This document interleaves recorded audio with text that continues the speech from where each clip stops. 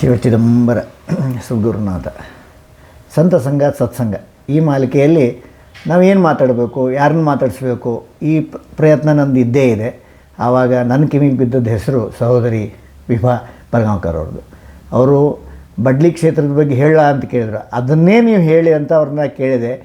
ನಾನು ವಿಡಿಯೋ ಮಾಡ್ಕೋತೀನಿ, ನನ್ನ ಯೂಟ್ಯೂಬ್ ಚಾನಲ್ದಲ್ಲಿ ಹಾಕ್ತೀನಿ ಅಂದಾಗ ದಯವಿಟ್ಟು ಹಾಕಿ, ನನ್ನ ಒಪ್ಪಿಗೆ ಇದೆ ಅಂತಲೂ ಕೊಟ್ಟಿದ್ದಾರೆ. ಅವ್ರ ಹತ್ರ ಬಡ್ಲಿ ಬಗ್ಗೆ ತಿಳ್ಕೊಳ್ಳೋಣ ಬನ್ನಿ. ಒಂದು ರೌಂಡು ಬಡ್ಲಿ ಸುತ್ತಾಡ್ಕೊಂಡು ಬರೋಣ. ಹಳೆಯ ಬಡ್ಲಿ ಅಲ್ಲಿಂದ ಬರಲಿ, ಈಗ ಹೆಂಗಿದೆ ಬಡ್ಲಿ, ಅವ್ರು ಕಂಡ ಬಡ್ಲಿ ಅಥವಾ ಅವರ ಪೂರ್ವಜರು ಕಂಡ ಬಡ್ಲಿ, ತುಂಬ ಮಹಿಮೆಯನ್ನು ಗೊತ್ತಾಗಬಹುದು. ನಿಮ್ಮೊಂದಿಗೆ ನಾನು, ನನ್ನೊಂದಿಗೆ ನೀವು. ಶಿವಚಿದಂಬರ. ಈ ಮುಂದಿನ ಮಾತುಗಳು ಸಹೋದರಿ ವಿಭಾ ಅವರಿಂದ. ಚಿದಂಬರ ನಮಸ್ತೆಸ್ತು ಚಿಂತಿತಾರ್ಥ ಪ್ರದಾಯಿನೇ ಔದುಂಬರ ಸದಾವಾಸ ಚಿದಂಬರ ನಮೋಸ್ತುತೆ. ಮೊದಲು ಮುರುಗೋಡ ಕ್ಷೇತ್ರದ ನಮಗಾಗಿ ದಿನಾಲೂ ನಮಗಾಗಿ ಪೂಜೆ ಮಾಡ್ತಿರೋಂತಹ ನಮ್ಮ ಅಪ್ಪನವ್ರಿಗೆ ನನ್ನ ದೀರ್ಘದಂಡ ನಮಸ್ಕಾರವನ್ನು ಹೇಳ್ತಾ, ನಮ್ಮ ಎಲ್ಲ ಹಿರಿಯರಿಗೆ ನನ್ನ ನಮಸ್ಕಾರಗಳನ್ನು ಹೇಳ್ತಾ, ನಾನು ಇವತ್ತು ತಮ್ಮ ಮುಂದೆಲ್ಲ ಒಂದು ಪುಣ್ಯಕ್ಷೇತ್ರ, ಚಿದಂಬರನ ಪುಣ್ಯಕ್ಷೇತ್ರ. ಅವನು ಚಿದಂಬರ ಜಲವಾಸ ತಗೊಂಡಾನ. ಈಗ ಅಂತಹ ಒಂದು ಪುಣ್ಯಕ್ಷೇತ್ರದ ಬಗ್ಗೆ, ಬಡ್ಲಿ ಕ್ಷೇತ್ರದ ಬಗ್ಗೆ ನಾನು ನಿಮ್ಮ ಮುಂದೆಲ್ಲ ಕೆಲವು ವಿಷಯಗಳನ್ನು ನಾನು ನನ್ನ ಹಿರಿಯರಿಂದ ತಿಳಿದು ಅವರ ಕಣ್ಣಿನಿಂದ ನಾನು ಕಂಡಂತಹ ಒಂದು ಬಡ್ಲಿ ಬಗ್ಗೆ ನಿಮ್ಮ ಮುಂದೆ ಹೇಳಲಿಕ್ಕೆ ನಾನು ಇಷ್ಟಪಡ್ತೀನಿ. ಅಲ್ಲದೆ ಈಗ ನಾನು ಎಲ್ಲರಿಗೂ ಅನ್ಸ್ಬೋದು ಇವಳು ಯಾಕೆ ಬಡ್ಲಿ ಕ್ಷೇತ್ರದ ಬಗ್ಗೆ ಹೇಳಲಿಕ್ಕತ್ತಾಳ ಅಂತ. ಯಾಕಂದ್ರೆ ನನ್ನ ತಾತವರ ನಮ್ಮ ಅಮ್ಮನ ತಂದೆ ಅವರು ಜಗನ್ನಾಥ್ ದೀಕ್ಷಿತ್ ಇನಾಮದಾರ್ ಅವರು, ಮತ್ತು ಅವರ ಹೆಂಡತಿ ಆದಂತಹ ಯಮುನಾಬಾಯಿ ಅವರ ಮೊಮ್ಮಗಳು ನಾನು. ನಮ್ಮ ಅಜ್ಜನವರು ತ್ರಿಕಾಲ ಪೂಜೆ ಮಾಡ್ತಿದ್ರು ಚಿದಂಬರಂದು. ಎಲ್ಲಿವರೆಗೆ ಚಿದಂಬರ ಜಲವಾಸ ತಗೊಂಡು ಅಲ್ಲಿವರೆಗೂ ಅವರು ಬಡ್ಲಿ ಕ್ಷೇತ್ರದಲ್ಲೇ ನೆಲೆಸಿರುವಂಥವ್ರು. ಈಗ ನಾನು ಈಗ ಬಡ್ಲಿ ಕ್ಷೇತ್ರದ ಒಂದು ಮಾಹಿತಿ ಹೆಂಗಂದ್ರೆ, ಬಡ್ಲಿ ಕ್ಷೇತ್ರ ಹೆಂಗಿತ್ತು ಫಸ್ಟ್ ಅದನ್ನು ಹೇಳಬೇಕು. ಬಡ್ಲಿ ಒಳಗೆ ಹೆಂಗೆ ಜಾತ್ರೆ ಮಾಡ್ತಿದ್ರು ಅನ್ನೋದನ್ನು ಹೇಳಬೇಕು. ಈ ಥರ ಒಂದು ಬಡ್ಲಿ ಕ್ಷೇತ್ರವನ್ನು ನಿಮಗೆಲ್ಲ ಪರಿಚಯ ಮಾಡಿಸ್ಬೇಕು. ಯಾಕಂದ್ರೆ ನನಗೆ ಗೊತ್ತಿತ್ತು, ನಾನು ಎಲ್ಲೂ ಬಡ್ಲಿ ಕ್ಷೇತ್ರದ ಬಗ್ಗೆ ಹೇಳಿದ್ದು ಎಲ್ಲೂ ಕೇಳಿರಲಿಲ್ಲ. ಅದಕ್ಕೆ ನಾನು ಅಣ್ಣವ್ರಿಗೆ ಕೇಳಿದೆ, ನೀವು ಬಡ್ಲಿ ಕ್ಷೇತ್ರದ ಬಗ್ಗೆ ಹೇಳ್ತೀನಿ ನಾನು ಅಂತ. ಹೋಗು ಖಂಡಿತ ಹೇಳಬೇಕು ಅಂತ ಹೇಳಿದರು. ಈಗ ನಾನು ಅದನ್ನು ಒಂದೊಂದೇ ಪಾರ್ಟ್ ನಿಮಗೆಲ್ಲ ವಿಶ್ಲೇಷಣೆಯನ್ನು ಕೊಡ್ತೀನಿ. ಬಡ್ಲಿ ಕ್ಷೇತ್ರ ಹೆಂಗಂದ್ರೆ, ನಮ್ಮ ತಾತನವರ ಒಂದು ಕುಟುಂಬ ಒಂದು ವಾಡೆದಾಗಿತ್ತು, ಒಂದು ದೊಡ್ಡ ವಾಡೆ.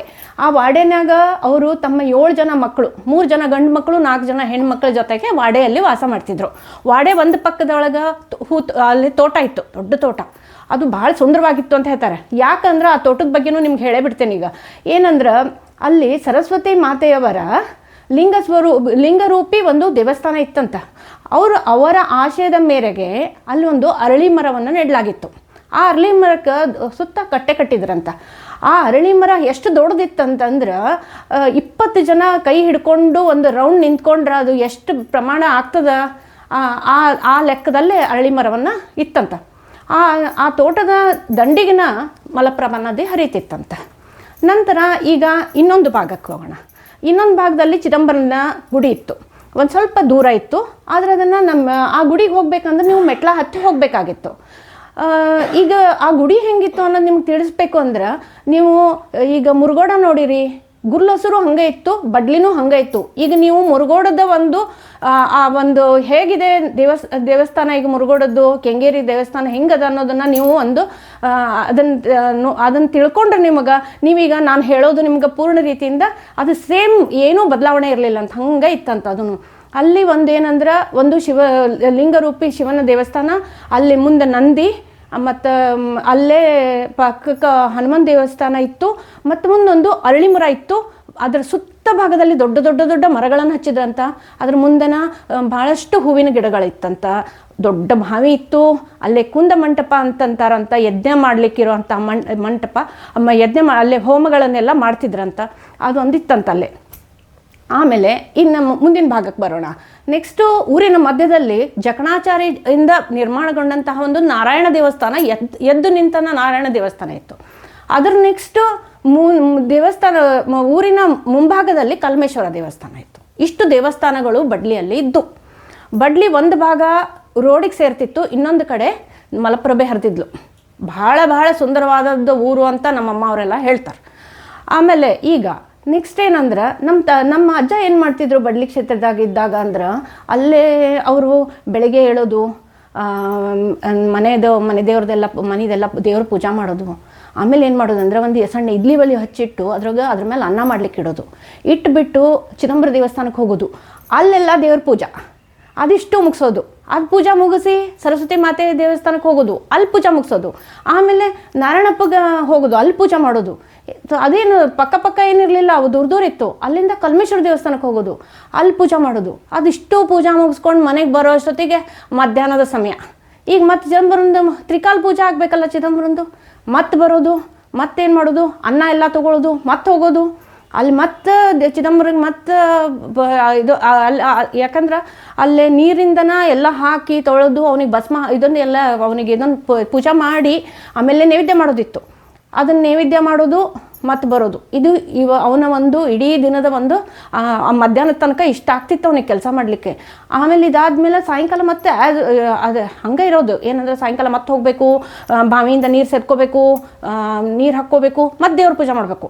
ಈ ಥರ ಅವನ ದಿನಚರಿ ಆಗಿತ್ತು. ನಮ್ಮ ತಾತ ಮರಾಠಿ ಮೀಡಿಯಮ್ನಾಗ ಕಲ್ತಿದ್ರು.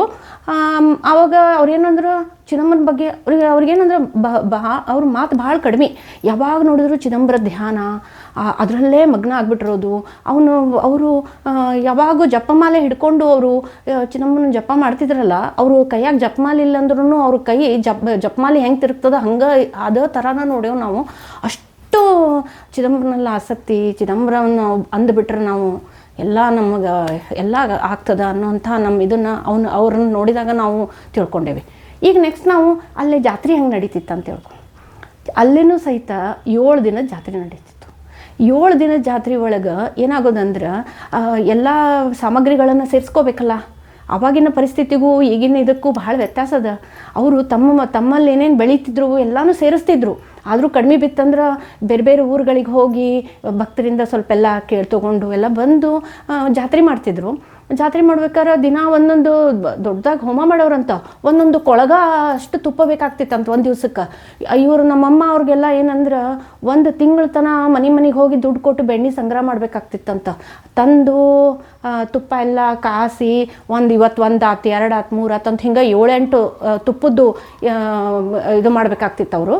ಈಗ ನಾನು ಹೆಂಗಂದ್ರೆ ಈ ಕೊಳಗ, ಈ ಒಂದು ಹಂಡೆ ಇವೆಲ್ಲ ನಮ್ಮ ಅಮ್ಮನ ಮನ್ಯಾಗ ಅವ. ಈಗ ಅದಕ್ಕೆ ನೋಡಿದ್ದಕ್ಕೆ ನನಗೆ ಅಗದಿ ಇದು ಹಿಂಗೆ ಅಂತ ಅನ್ನೋದನ್ನು ನಿಮ್ಗೆ ಹೇಳಿಕ್ಕಾಗ್ಲಿಕ್ಕತ್ತದ. ಆಮೇಲೆ ಹೋಮ ಮಾಡುವಾಗ ಅವ್ರಿಗೆ ಒಂದು ಕೊಳಗ ಕೊಟ್ಟರೆ ಅವತ್ತು ಒಂದು ದಿವಸ ಫುಲ್ ಮುಗಿಸೇ ಬಿಡ್ತಿದ್ರಂತ. ಅಷ್ಟು ದೊಡ್ಡ ಕೊಳಗವು ಅವು ಮುಗಿಸೋರಂತ. ಆಮೇಲೆ ಅವ್ರು ಬಂದಿರೋಂಥ ಎಲ್ಲ ಪುರೋಹಿತರು 7-8 ಜನ, ಆಮೇಲೆ ಯಾರ್ಯಾರೋ ಊರಿಂದ ಬಂದಿರೋರು, ಅವರೆಲ್ಲರಿಗೂ ಊಟ, ಆಮೇಲೆ ವಾಹನ ಆಗಬೇಕು. ಮುಂಜಾನೆ ವಾಹನ ಆಗಬೇಕು, ಸಾಯಂಕಾಲನೂ ವಾಹನ ಆಗಬೇಕು. ಎಷ್ಟು ತಯಾರಿ, ಎಷ್ಟು ಸಂಭ್ರಮ ಇರೋದಂತ. ಆಮೇಲೆ ಇದು ಮುಗಿದು 6 ದಿನ ಇದೇ ರೀತಿ ಎಲ್ಲ ಹೋಮಗಳು ವಾಹನ ಎಲ್ಲ ಮುಗಿದಾದ್ಮೇಲೆ 7ನೇ ದಿನ ರಥ ಎಳಿತಿದ್ರಂತ, ತೇರಿರೋದು. ಆ ತೇರಿನ ದಿನ ಅಂತೂ ಊರ ಮಂದಿಗೆಲ್ಲ ಊಟಕ್ಕೆ ಕರಿಬೇಕು ಅವತ್ತು. ಅವತ್ತಿನ ದಿನ ಏನು ಮಾಡೋರಂತ, ಹಿಂದಿನ ದಿನಾನ 6ನೇ ದಿನ ಸಾಯಂಕಾಲ ಒಂದು ಇದನ್ನು ಹಂಡೆನ ಹುಗಿದು ಎಲ್ಲ ಕಟ್ಟಿಗೆ ಎಲ್ಲ ಹಾಕಿ ಗೋಧಿ ಪಾಯಸ ಮಾಡ್ಲಿಕ್ಕೆ ಇಟ್ಬಿಡೋದು 6ನೇ ದಿನಾನ. ಅಂದ್ರೆ 6ನೇ ದಿನ ಸ್ಟಾರ್ಟ್ ಮಾಡಿದ್ರೆ ಅದು 7ನೇ ದಿನದ ತನಕ ಹುಗ್ಗಿ ಆಗ್ತಿತ್ತಂತೆ. ಆಮೇಲೆ ಎಲ್ಲರಿಗೂ ಅನ್ನ ಸಾರು ಎಲ್ಲ ಅಡುಗೆ ಎಲ್ಲ ಮಾಡಿ ಎಲ್ಲರಿಗೂ ಊಟಕ್ಕೆಲ್ಲ ಬಡಿಸಿ ಭಾಳ ಚಂದ ಜಾತ್ರೆ ಆಗೋದಂತ. ಅದು ಜಾತ್ರೆ ಮಾಡಿಕೊಂಡು ಎಲ್ಲರೂ ಭಾಳ ಸಂತೋಷವಾಗಿ ಇದು ಮಾಡ್ತಿದ್ರಂತ. ಆಮೇಲೆ ಈಗೇನಂದ್ರೆ ಅಲ್ಲೇ ಊರಾಗ ಬಂದಾಗ ಸಾರೋರು ಹೇಳೋರಂತ, ನೋಡ್ರಿ ಚಿದಂಬರ ಗುಡಿ ಮೇಲೆ ಕುತ್ಕೊಂಡು ಕಾಗಿ ನೀರು ಕುಡಿತದ ಅಂತ. ನಮ್ಮಮ್ಮ ಹೇಳೋಂಥ, ನೀರು ಇಲ್ಲದ ಮತ್ತು ನೀವು ಹೆಂಗೆ ಗುಡಿ ಮೇಲೆ ಹೆಂಗೆ ಕುತ್ಕೊಂಡು ನೀರು ಕುಡಿತದ ಅಂತ ಇವರೆಲ್ಲ ಏನು ಹೇಳ್ತಾ ನಿಮ್ಮ ಅನ್ಕೋತಿದ್ರಂತ. ಅದನ್ನು ಕಂಡಿದ್ದಾಯ್ತು, ಅದು ನೀರು ಕುಡಿದದ್ದು ಹೌದು. ಆದ್ರೆ ಚಿದಂಬರ ಇದು ಅಂದ್ರೆ ಅಲ್ಲೇ ಮದುವೆ ಮುಂಜುವಿ ಎಲ್ಲ ಮಾಡ್ತಿದ್ರಂತಲ್ಲೇ, ಅಷ್ಟು ದೊಡ್ಡದಾದಂಥ. ಯಾಕಂದ್ರೆ ಮುರುಗೋಡ್ನಾಗ ನೀವು ನೋಡ್ಲಿಕ್ಕತ್ರ ಮುರುಗೋಡ ಕ್ಷೇತ್ರ ಹೆಂಗಿತ್ತು ಹಾಗೆ ಇತ್ತಲ್ವ, ಬಡ್ಲಿ ಕ್ಷೇತ್ರ ಅಷ್ಟು ದೊಡ್ಡದಾಗೇ ಇತ್ತು, ಎಲ್ಲ ವ್ಯವಸ್ಥೆ ಇತ್ತು ಅಂತ. ಎಲ್ಲರೂ ಬಂದು ಮದುವೆ ಮುಂಜುವಿ ಎಲ್ಲ ಮಾಡ್ತಿದ್ರಂತ. ಭಾಳ ಒಂದು ಸಂತೋಷಮಯವಾದಂಥ ವಾತಾವರಣ ಅದಾಗಿತ್ತು ಅಂತಂದು ನಮ್ಮಮ್ಮ ಹೇಳೋರು. ಏನಂದ್ರೆ ಮುಂಜಾನೆ ಈಗ ನಮ್ಮ ತಾತ ಅಷ್ಟು ದೇವಸ್ಥಾನಕ್ಕೆ ಹೋಗಿ ಸಂಜೆ ಮುಂದೆ ಅದನ್ನು ಮಾಡ್ಕೊಂಡು ಬಂದಮೇಲೆ ಈಗ ಅನ್ನ ನೈವೇದ್ಯ ಆಗ್ತಿತ್ತು, ಸಾಯಂಕಾಲ ಏನು ಹಂಗಾರ ಸಾಯಂಕಾಲ ಒಂದು ಬೆಳ್ಳಿ ಗಿಂಡಿತ್ತಂತ, ಈಗೂ ಅದ ನಮ್ಮ ಅಮ್ಮನ ಮನ್ಯಾಗ. ಆ ಗಿಂಡಿ ಒಳಗೆ ಹಾಲು ತೊಗೊಂಡು ಹೋಗಿ ಚಿದಂಬರ ನೈವೇದ್ಯ ಮಾಡಿ ಬಂದುಬಿಡ್ತಿದ್ರು. ಇಷ್ಟು ನಾನು ಬಡ್ಲಿ ಕ್ಷೇತ್ರದ ಬಗ್ಗೆ ಹೇಳಿದೆ.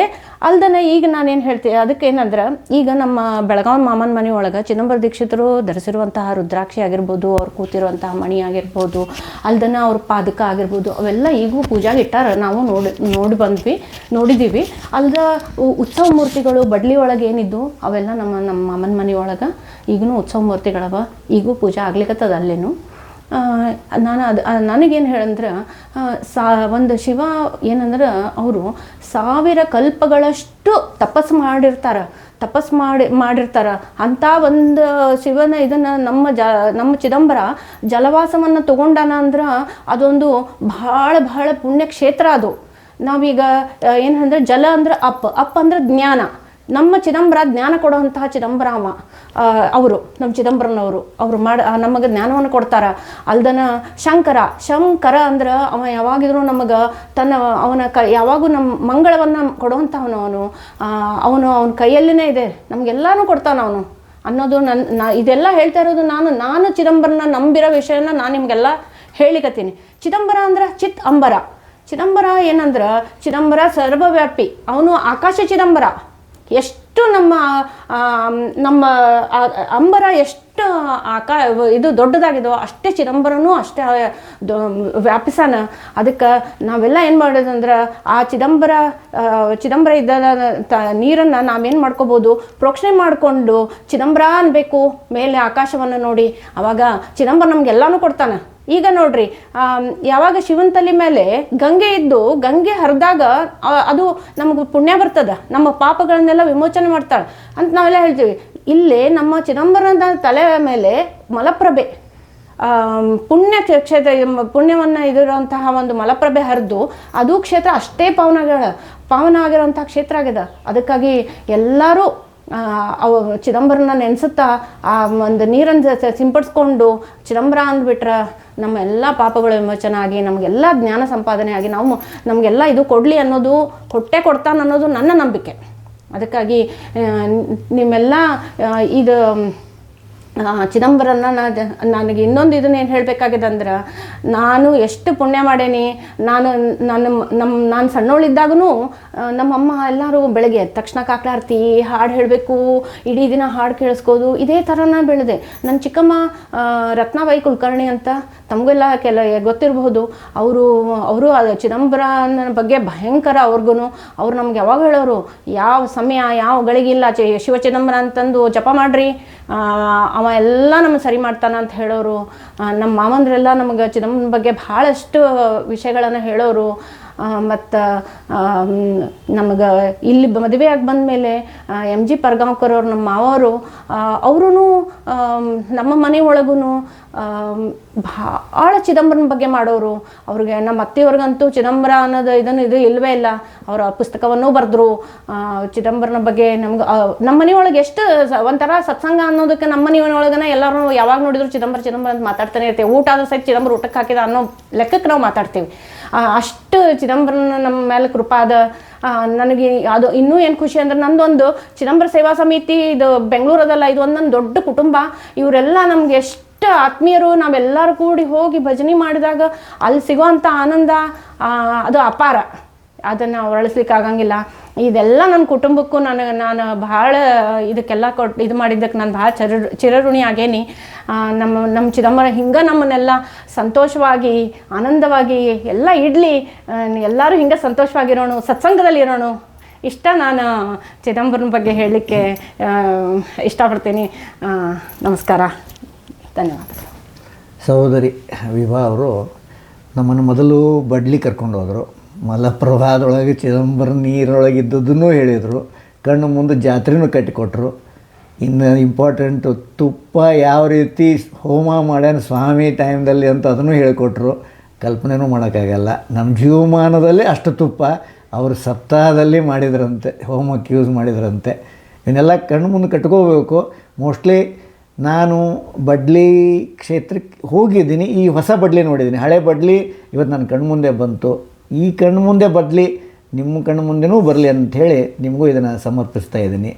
सद्गुरुनाथ शिव चिदम्बर महाराज की जय।